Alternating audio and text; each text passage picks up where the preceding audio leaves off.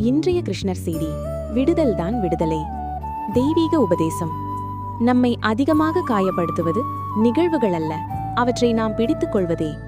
கிருஷ்ணர் கூறுகிறார், பிடித்துக் கொள்வது சங்கிலி, விடுவது விடுதலை. சிறுகதை. ஒரு நாள் ஒரு மனிதன் கிருஷ்ணரிடம் மிகுந்த துக்கத்துடன் வந்தான். கிருஷ்ணா, என்னை வஞ்சித்தவர்களை நான் மறக்க முடியவில்லை. கிருஷ்ணர் அவனுக்கு ஒரு கல்லை கொடுத்தார் மற்றும் சொன்னார், இதை கைப்பிடித்துக் கொண்டு சில நேரம் நிற்க. சில நிமிடங்களில் அவன் கை வலிக்கத் தொடங்கியது. அவன் கேட்டான், கிருஷ்ணா, இந்த வலி ஏன்? கிருஷ்ணர் அமைதியாக சொன்னார், நீ கல்லை பிடித்துக் கொண்டதால். அதை கீழே வைத்தால் வலி தானாகவே போகும்.